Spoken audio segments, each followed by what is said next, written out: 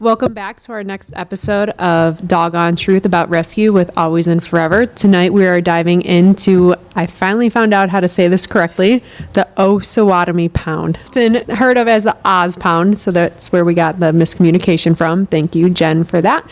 So now we know how to say it correctly going forward is Osawatomie Pound.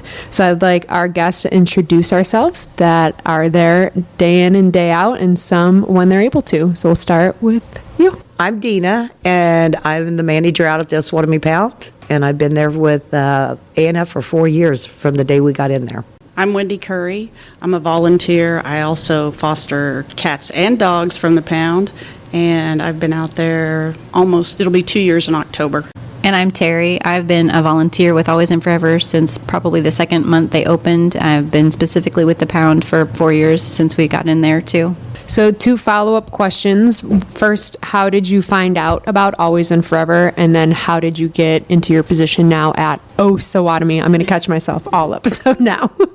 I was actually volunteering and fostering through another rescue, and I started following Always and Furever, and I thought, oh my gosh, this is great. I love this.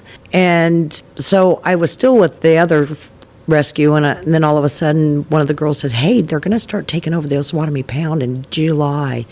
And I'm like, what? So I got on there and looked, and sure enough, and I jumped on it, and that's how I've been out there for 4 years now. I was following it. I saw when Jim was just getting started and doing it for old dogs, and I have a soft spot for the old dogs and always wanted to adopt old dogs and things like that and give them a good home. And so I followed it, and then one day I just stopped and dropped off some donation stuff, blankets and things, and I said, hey, I want to volunteer. And it was during COVID then, so I told them where I lived, and they said, call Deana. So I called Deana, and she said, show up on Sunday. So I did, and she gave me the biggest dog she had there to walk for the first time. And who was that? Bubba. And he's a big boy. Anyway, and then it's kind of history from there. Then I started dragging things home and everything else. So I started, a friend of mine, Marie Fabriches, she had started volunteering just shortly before I did, and then she brought me in on it, and so we were there when it was just truly volunteers that were doing things at the barn. And then when they did start getting into the pound and stuff, because I live in Paola, which is very close to Osawatomie, it was very easy for me to just jump down there real quick and help out. And they didn't have, I think they only had 2 people working at the time, or Yeah, we only had 2 people out there. It was you and Linda. Me and Linda Mack. And they weren't even really working there. They were just volunteering their time, too, just to go down. And so I would go whenever I could. As a busy mom and working 2 jobs, I would go down and try to help out wherever I could. And that's kind of how I started doing it. And every now and again, I'll take a foster of, the dogs that can't be around any other dogs. And I think I took a cat or 2, a baby, 1 or 2 from the pound. And, yeah, that's about it. For our 2 volunteers, what is your full-time job outside of Always and Furever, and how do you juggle between volunteering and your schedule of your kids and sports and what you do for a living? So I'm a sign language interpreter, and I work for a local school district, and then I also do video relay. So I have 2 jobs. But this is my extra. This is what I do just for me, because I love animals, and because my husband and I have kind of decided that we don't want any full-time animals. We really can't have full-time animals on our own just because we're gone from our house for way too long. So we don't have our own animals, but going to the barn and going to the pound is my way of satisfying that. And when we first started out, it was kind of a chore to get down there because I did have a very active sports life with my 2 kids. And so just whenever I had a free moment, I would say, hey, you need some help? And I'd go down and either go to the pound or go to the barn. Initially, we started going to the barn for my son to get some volunteer hours for his school, and so that got us started with it. And then he decided, this isn't really my thing, but it was mine, so I kept on doing it and stuff. Now they're all grown and well, they haven't flown, they're still with me, but they're grown, so I have more time that I can come and hopefully spend more time in the pound. Summers are usually easier for that. So I'm in sales. I sell food ingredients to food manufacturers, and I set my own schedule as far as travel goes, and I work from home. I don't have to go to the office, so it works out. So I can run cats or dogs to the vet or whatever. If they need transport, whatever, I can help out. For me, this is my happy place. My job's really stressful. my husband's like, you got to find something that makes you happy. And this, even though this is stressful too, it makes me really happy. And I've met some great people and made some really good friends. Being that this is our first episode having volunteers, I just want to give a huge shout out to you two today.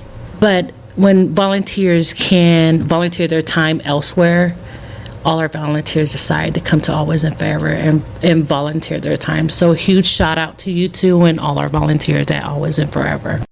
Deana, can you tell us the history of the Osawatomie Pound?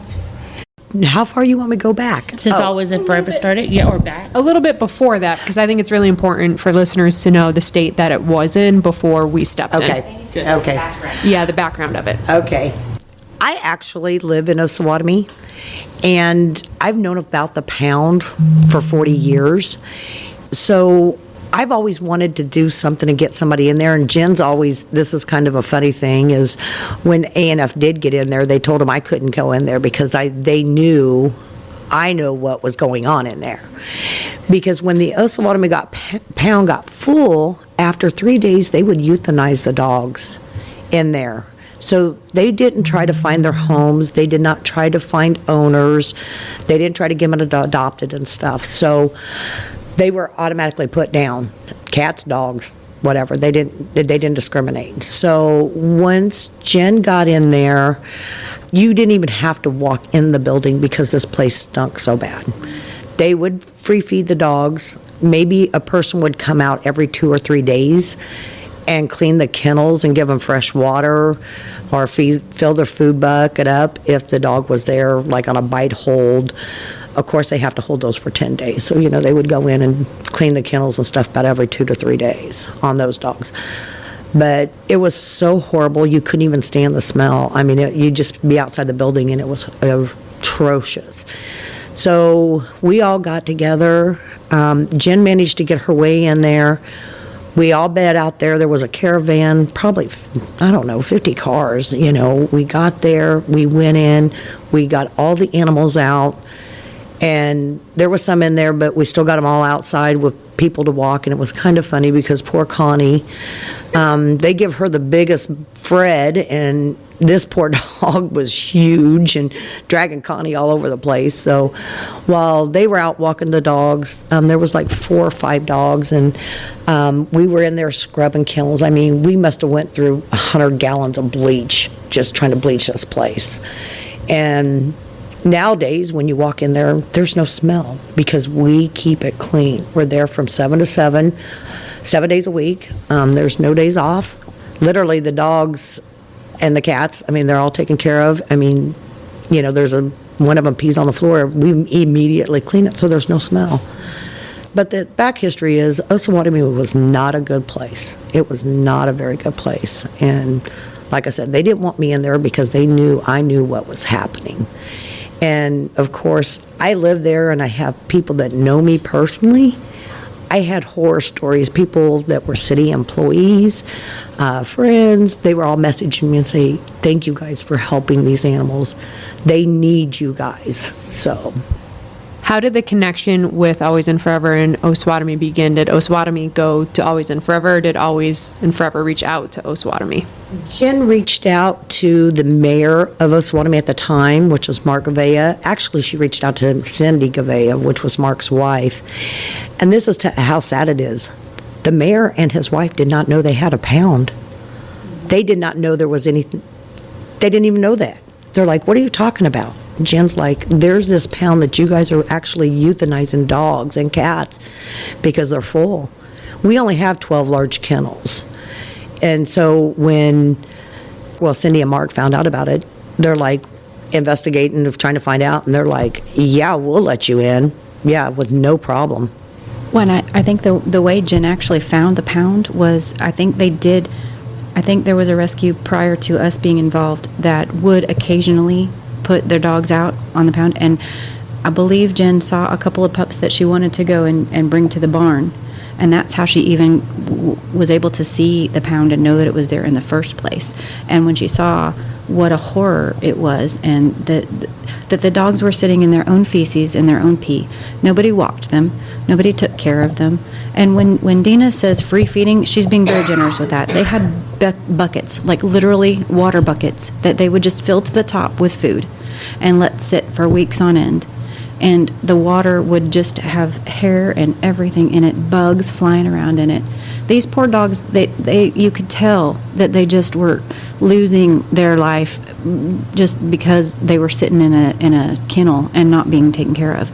And that's definitely not the part now, because every 30 minutes or so, another dog gets walked. They get walked it's constant. We rotate one in, we rotate one out as far as walks go. But yeah, I think that's how Jen first got into the pound and discovered that it was in there. And even still today, I'll talk to people, because I live in Paola, which is just right north of Osawatomie. I'll talk to people today and they're like, we have a pound? What, where? Where's the pound at? Nobody knows that it's there because it just has never properly been publicized. It has now across the world.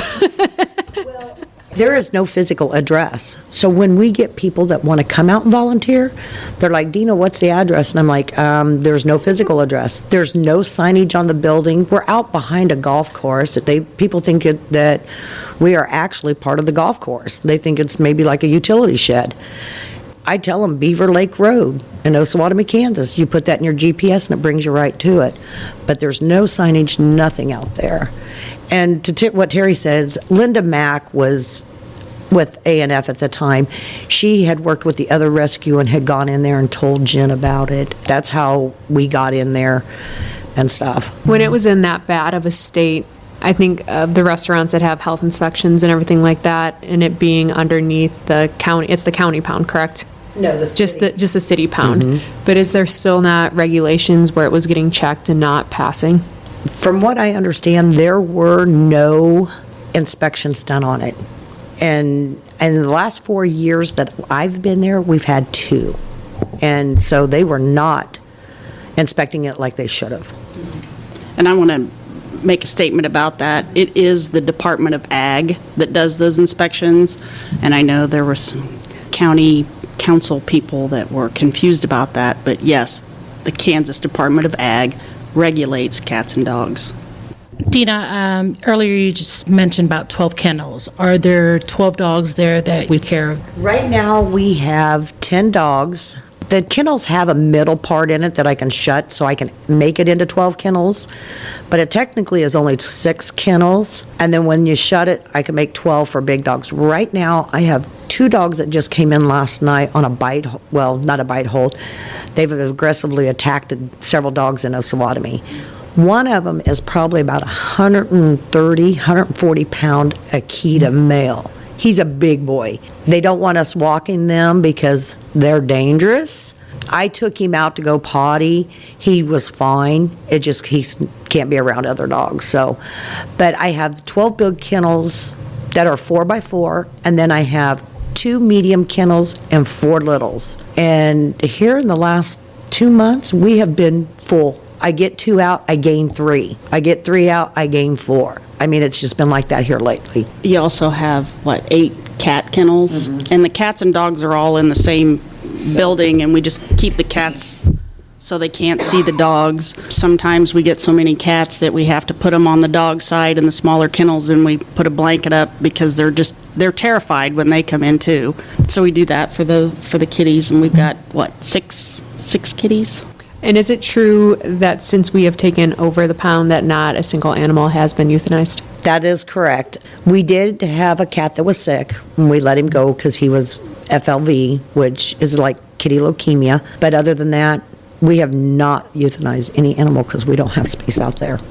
We work around it. Is it getting them into fosters, adopting, moving them into other barns where, like you were saying, you get 3 out, 3 in? I notice when I pay attention on Facebook that you've started posting even when the hold is happening to start promoting them earlier, which I think is fantastic. So then it just gives that early time to get everything rolling and getting the applications in.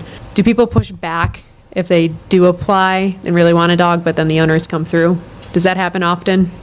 It doesn't happen that often. In the state of Kansas, it's only 3 day actually is what we're supposed to technically hold the animals. with Osawatomie, we had an issue with the Brittany at one time. We sent it to a rescue after the hold was up and the people come back and wanted it. But of course, it was already gone. It had been adopted through a Brittany rescue. I do have access to the Osawatomie page, the Osawatomie Pound and Cat page. So I post them there, and then I also post them on the Miami County Lost and Found, trying to find owners. Now, we did have a situation. We had a dog in. The police department didn't tell us that the dog's owners were known. We went ahead and got him vetted, got him neutered, everything. So the police department come back to us and said, hey, can you please give this dog to the owner? We screwed up. We're like, okay, yeah, we'll do it. It wasn't even 3 weeks. I said, guys, I give it 2 to 3 weeks and this dog's going to be back. Sure enough, Rubik's Cube showed back up. And the owner wanted him so bad. He's like, I want my dog back. But he wouldn't go to the police department because he knew he was going to get a ticket or get arrested. He wouldn't open the door to the police. So I work closely, very closely with the city of Osawatomie, Paola, and Miami County. I mean, you know, I've got to be that person, the voice for the dogs out there with them. So I called one of our detectives and I said, hey, look, you know, Rubik's Cube's back. What are we doing with him? He said, Deana, get him out of there. He got into a foster home. He was gone for probably 2 days and got adopted. And the owner was begging us to let him adopt it. And I'm like, no, he is not getting this dog back. He is not taking care of him. So Rubik's Cube got adopted and he's living the best life now. What is the percentage of dogs that are returned to their owners that come in as stray? Last year we did 301 animals. And out of that, 62 or 60, she's got my numbers. I think you said 65. 65 of those animals were returned. And most of them were dogs. I did have maybe 3 or 4 cats. Most people, I've got a cat right now at the pound that's got a collar on. I've posted him and nobody's come forward for him. So, you know, I'm thinking, okay, if they're wanting their cat, you know, it's got a collar on, they must love it. It may have just got out. No, we'll get him fixed and get him to the PetSmart. So to tag on that from what Deana was saying about when owners come back for their dogs, we did have one dog, and I don't remember the dog's name, but we had this dog for a long time. And so long that eventually that dog went onto the barn and had, I think, an adopter ready. And wasn't the owner was a traveling nurse and had been out of that was town. Sharpie. Yeah, because of Deana's advocacy and her ability to get him out on Facebook, and because of ANF constantly putting him out there, found that the person that he had left the dog with the dog had gotten out, and I guess the person didn't make much of an attempt to try to find it. So when the guy finally came back, we were able to reunite Sharpie with his owner. So those things do happen, and we've had multiple dogs that have been brought into the pound on court cases. Those dogs we can't really promote. We can't post because of the court case. But there was one where the family wanted him back really bad, but they had to wait till they could get the fine money and all this other stuff. And I don't believe we posted the dog, did we? We did. Dodge. Yeah. So they were able to kind of see the care that we were giving the dog, and that family was so immensely grateful to Deana and to all of us for taking care of this dog, because that was their pride and joy. They loved that dog. I don't remember the specifics of the case, but they did end up getting the dog back. And so those are some of the success stories that we get. And I consider a reuniting with a good dog owner a success story for the pound. And then anytime we can get him adopted out, of course. I think my most favorite reunited dog was Paco. Right. Recently. He was from Blue Springs? No, he was from Kansas City, Missouri. Okay, He was so- sold. Paco was a pitty that came in, and he was microchipped. And we ran the chip, and I found out that he had been stolen 14 months ago, and they couldn't find him. Somebody had him in an Osawatomie, and he got loose, and they couldn't prove their ownership of him. So I called Paco's owner, and they still give me updates and stuff on him. But he had been stolen 14 months ago for that. And the dog that Terry's talking about was Dodge. He was claimed that he had killed a neighbor's cat, but it was never proven. So the courts made him surrender it, and then they told him, well, we can't prove it, so you can have him back. So he got to go back home. And I get updates on him, too. What I'm hearing from all these stories is that there is a huge need for the Osawatomie Pound, from success stories and reconnecting and just the great care that is able to provide to these dogs now. So I want to hear each of your thoughts on the conditional permit use hearing. The conditional use permit hearing and the future of the Osawatomie Pound. Well, the future of the Osawatomie Pound is hopefully it's going to be shut down once we get this conditional use permit. We need it badly. We don't have the space. We don't have the room to care for all of these animals. I mean, right now I can only take in 12 dogs, and the police departments are turning away dogs because I don't have room. So I'm ecstatic. I cannot wait for this new building, and I know we're going to be going back again up in front of the planning committee, so we are going to need everybody's support again. We're going to need your help, pushing letters, coming to the meetings, whatever, just so that we can get this conditional use, because we need this Miami County shelter. My officer that does the Miami County Animal Control, he's like, I'm going to start taking the dogs to the planning committees, drop them in their front yard. He's not, but he's that aggravated. He's behind us 100%. So for me, yes, definitely. It's definitely a need. And from a business perspective, I think about how I do things at work. And for me, we have to push the value to the taxpayers of Miami County, the value to everybody's safety there, the value, dollars talk, the value needs to be pushed. I also think we really need to, I was talking to Deana about this a little bit, we need to really talk about it a lot, maybe go to the fair, the Miami County Fair, the different parades, all the different events. We did the Roots Festival last year. We really need to get the citizens of Miami County more involved. Yeah, we really need to push it in Miami County a lot harder. Especially, I think Terri made a few comments of people not even knowing that there is a pound, or the mayor not even knowing there is a pound, so they don't even know that a new pound is needed if they don't even know it exists in the first place. Yeah, and you see a lot of times, you see people, they know there's a pound, but they still think it's like it was, where, oh, my dog got euthanized when it was there before, and it was less than 3 days, so people don't know what's really happening. We just need to get it out there, make it more visible. Exactly what those two said. The need is tremendous. We do service Miami County as a whole, specifically Osawatomie, specifically Paola. Those places have contracts with the city of Osawatomie, so they do bring their dogs there. But also Miami County as a whole, the sheriff department will bring their dogs in too. So we impact the whole of Miami County. And not to mention just ANF in general, the outreach that they do for the city of Spring Hill and Paola and any other cities that, and Osawatomie, all of the outreach that we've done. The greater good, I feel, is being overlooked for the good of a small, for lack of a better term, brigadoon community that just doesn't want to, they see the value, they think ANF is a great thing, but they just don't want it at their doorstep. Well, the fact is it's there, and we're going to be there. We're going to continue to knock, and we're going to continue to knock until their little brigadoon wall falls down and we can build our pound and the homestead. It's going to happen eventually. So I know within the last month, if I'm not mistaken, there was a huge need for an air condition. Thanks to everyone that donated to help with that. What are the highest needs at the moment?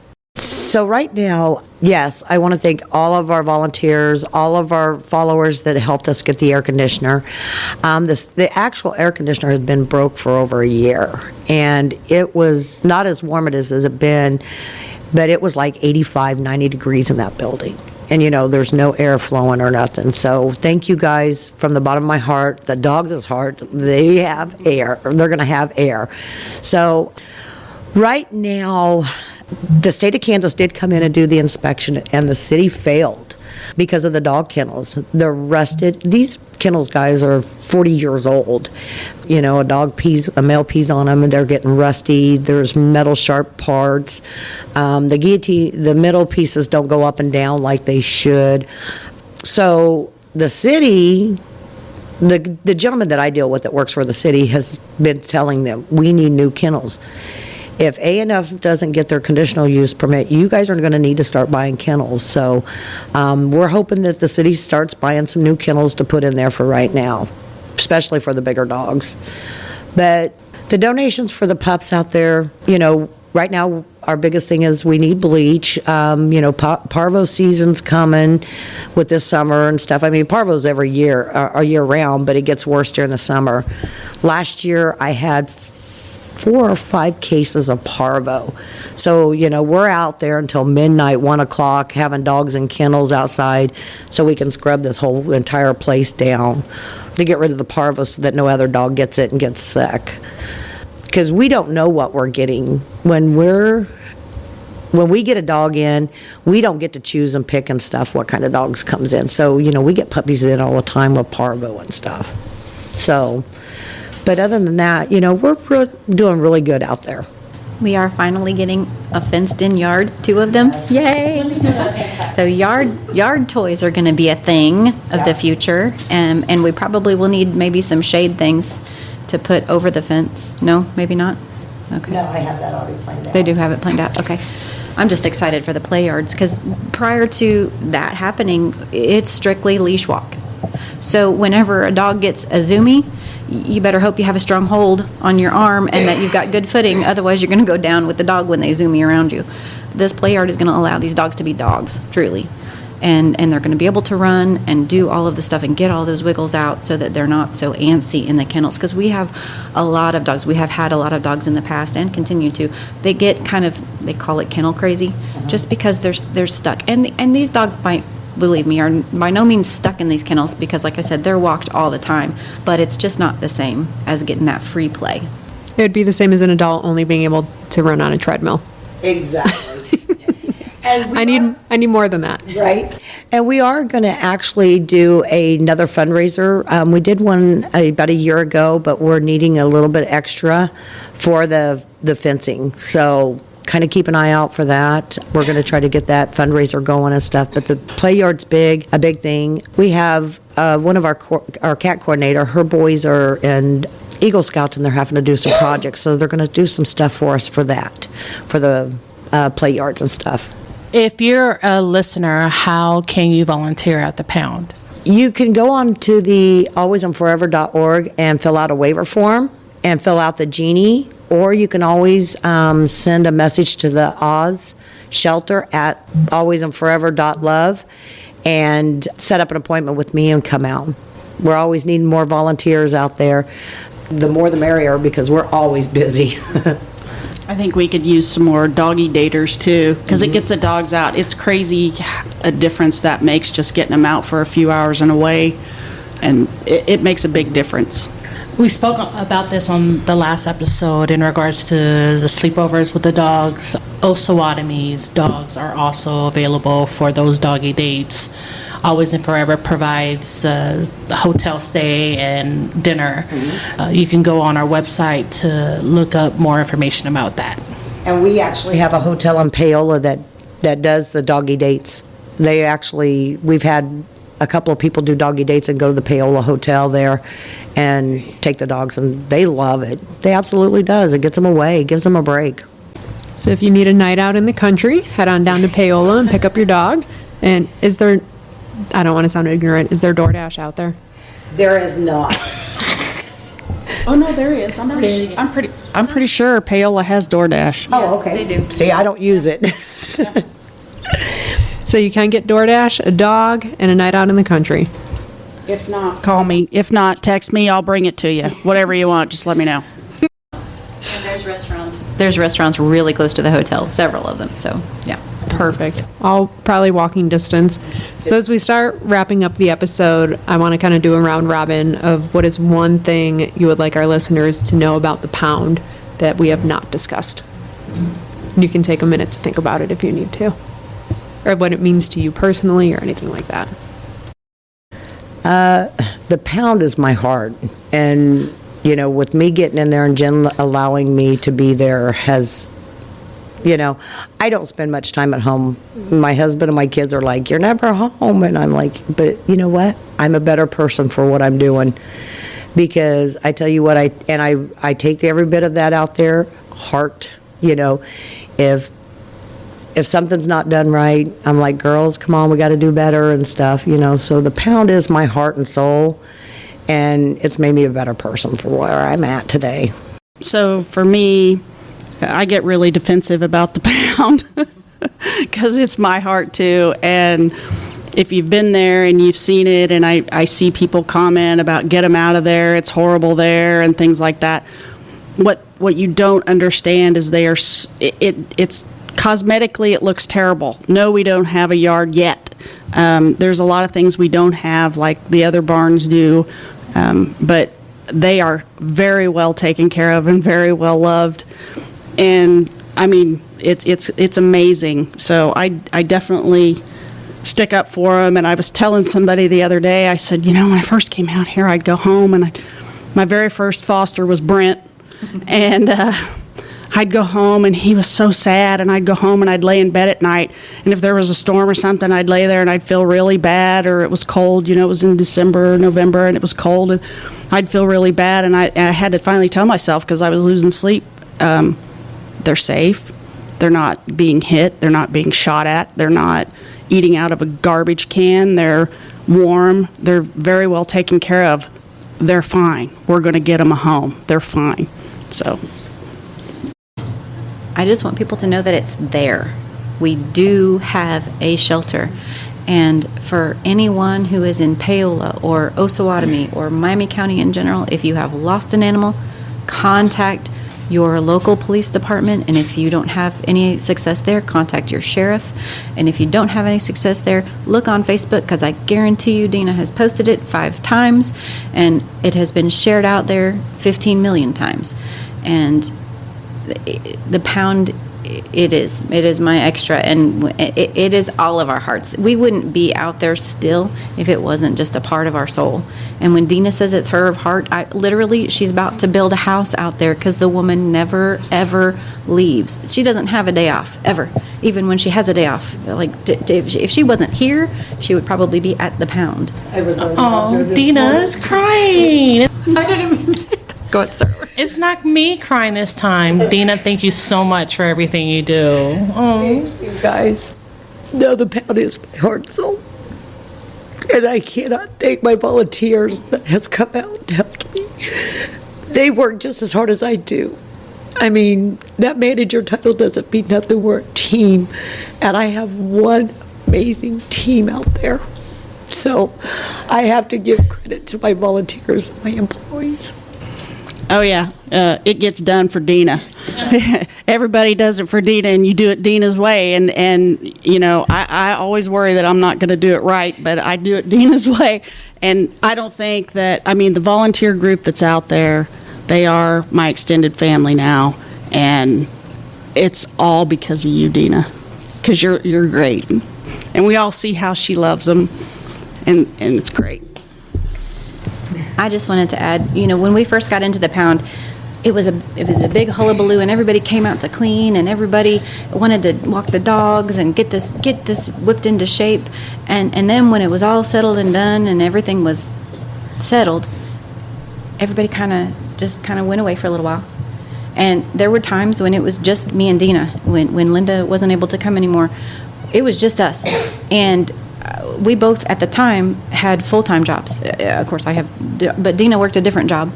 And mornings at 5 o'clock in the morning, we're out trying to get dogs fed and walked. And they only got 2 walks, one in the morning and one in the evening when we first started out, because we didn't have the huge group of workers and volunteers that we have now. And again, kudos to Deana and to ANF and all of the people involved. Marie was very, very involved in getting that set up and getting our volunteers out there. And there's been times that we have gone out at, Deana's, I'm sure, gone out middle of the night, worried about a dog, especially on the 4th of July or when they're doing their fireworks and stuff like that, or if there's a storm or whatever. Or if the police officer just calls at 2 o'clock in the morning, hey, I got a dog, she'll have to go out sometimes to meet them there. So it's become a huge family, and I never want that to stop. No matter where we are, it will continue to be a huge family wherever the pound lands. Okay, I have something else I want to say about the pound. Can't help it. All right, so we're going to go back to cats because the 3 of us. Oh, yes. Crazy cat people. Yeah, we're a little. I think. we're a little nutty on the cat side. We just enjoy the ferals a little bit more than everybody else. Okay. That aren't truly So ferals. we get feral kitties, and cats are different. They come in and they're terrified and they don't know, and there's dogs barking, and sometimes they come out, sometimes they don't. Sometimes it's a week, sometimes it's 2 weeks. I don't know. After the last go around with the kitten that was like maybe 5 weeks old, that shot, I thought I was goalieing. It shot out of that kennel. I mean, that cat went up over the top of me and out the kennel, scratched my head out. We're chasing it around in the pound trying to catch it. Well, you can't get it with a catch pole because it's not big enough. I'm laying on the ground in the pound chasing this cat. It was bad. And then I don't remember who it was there. One of the workers was there. I was just transporting him to Beth's house. This is supposed to be an in-and-out deal. Anyway, ended up catching it, and it was scratching and clawing, and it took us about 30 minutes to catch it. I caught it. It shot out from some totes, and I caught it. And I thought, if you let go of this kitten, you're never going to catch it. And it was biting and clawing, and I didn't let go of it. I did not let go of it because I wasn't going to chase it anymore. But Can I one-up you on that? oh yeah, you go right ahead, because this was a baby, and now I'm terrified. All I can say is thank God it was a baby, because we had the same scenario. Okay, picture 3 over 50-year-old women trying to chase a feral, I'm assuming it was a tomcat, huge monster of a cat. He'd gotten out. I forget what happened. We were trying to get him transported. We were trying to transport again. Yeah, and this time it was me, Deana, and Linda. You want to talk about crazy cat people. We had brooms, mops, shovels, whatever we could find in our hand. Deana was running around with a catch pole trying to get it. We couldn't find it, first of all. We looked up in the rafters because it's open ceiling, so we're looking in the rafters. We spotted it, and it moved. Then it got behind a safe that's in there. Linda is on her belly trying to get under the safe to grab the thing. Finally, it ended up, I think, over by a heater vent. So I'm at the heater vent, right? I've got my hand in it, and I finally had it. I had a hold of it, and then I think I had a glove on too, and the glove was slipping, and so I wasn't. This cat vaulted off of my forehead, created its own little landing strip, bit my hand. Now, I'm a sign language interpreter, people. I have to use my hands for work. My hand 2 days later swelled up like a balloon, and I'm trying to interpret. But this cat, we did finally catch it, finally, and we did get it transported. But yes, and so that's kind of how we all have earned our title as cat wranglers. Cat wranglers, yeah. Yeah, but I just definitely want to say, there's lots of kitties. We have lots of kitties that come through there, lots of them. And some of them are amazing. And some of them end up going to be barn cats. They're really, really great. And some of them are just scared, and they yeah. just need to have that quiet place, and they don't get that at the pound. Which, again, if we can build the new shelter on the homestead, we will have a whole separate room, silent room for the cats. So I don't think we'll have nearly the episodes that we have had recently. Number one, it'll be in an enclosed room, so they won't be able to get that far. But they'll be able to calm down a little bit more, and then we'll be able to truly decide if they are feral in the respect that they're just very, very shy feral, and they're not around people. I think I've decided there's multiple levels of feral. There's the feral that just want to eat your face. Those you can tell right away. Then there's the feral that are just not used to people. And I think we get majority of those because they're outside cats, and they've not been handled properly or at all. And so they just don't know what it is to be touched. I need an update on the 5-week-old kitten and the tomcat. Have they been adopted, or are they still at Oz Pound? So let's see. That was Bop It and Skip It, or Skippo. Skippo's a best still. Yeah, Skippo was the one that vaulted off my head, and I don't know how it's doing. And I don't even know if it was a male or a female. The other one got adopted, I know that. The feral, I think, ended up going to a barn somewhere. We'll switch it up and choose a cat for a cover. I think we should do that. Usually we pick a dog. Yeah. Is there a cat that you guys would like to? We could use stingrays or the kittens. That would be. Yeah, either Stingray or the kittens. She could send that to you guys. Can you tell us a little about Stingray and the kittens? Sure. Stingray came into the pound. She's a tortie, and she's probably 9 months old. I'd say she's not a full year old. She's a young mama. She came into the pound and was there, and Deana said, "Pretty sure she's pregnant." "Oh, she's getting big. Pretty sure she's pregnant." And the pound is no place for anybody to have babies. So I said, "Well, fine, we'll take her home." We already have one foster kitty at home, but we'll take her. So we took her home, and 2 weeks later, she had 3. She had the Dukes, Bo, Luke, and Daisy, and they are orange and white kittens, and they are 4 weeks. They were 4 weeks old on Monday. They were born May 1st. Love that. So you're going to have to send me the picture of them so then I can put on the cover. We're going to have we've had an episode of our first volunteers, and then an episode of our first cat being our cover girl. Yeah. That's great. We've actually forgot to do this season, but I'm going to bring it back now. Leave us with one quote or the first thing that comes to mind when you hear the words always and forever. Goodness, that's hard because heart and soul of the animals, they pull at your heart and soul. They just want you to love them. It is hard.